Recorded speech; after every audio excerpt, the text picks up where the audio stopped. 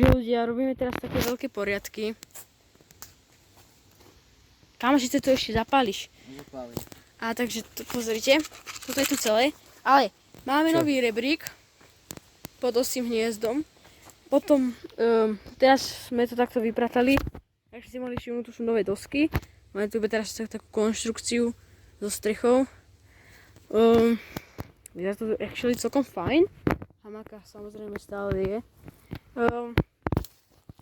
Takže tak. Teraz by som išla to vnútro, že úplne takto prehrávať, aby tu bola proste všade iba hlina a nie tieto palice. Takže za chvíľku vidíte, jak to vyzerá. Ale proste je to obrovitánske. Postav sa tam, Oliver. Proste to je obrovské, ešte keď sa dáš dovnútra. Seraj.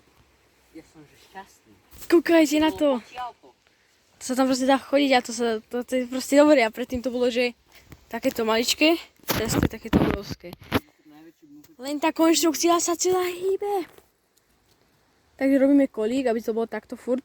A ten kolík takto vlastne priviažeme, takto ho natiahneme celú tú konštrukciu, aby to nejako držalo.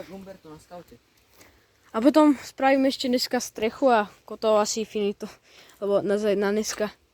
Lebo ešte zajtra budeme teda robiť, lebo príde taký jeden pomoc, príde proste. Tak dobrá pomoc. No takže toto porobíme. Ľudia, kolík je oficiálne spravený. A je to dobré.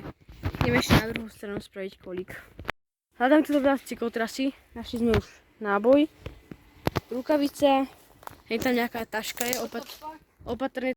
Ľudia, bunker sa dosť zmenil. Je teraz, musíme to aj na jednotke, lebo je tam má v 0,5 nič není vidieť.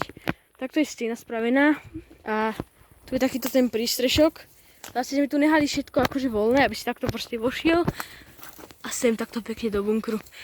Zajtra to ráno, alebo proste viete, akože po obede to natočíme, aby ste mali z toho volačo.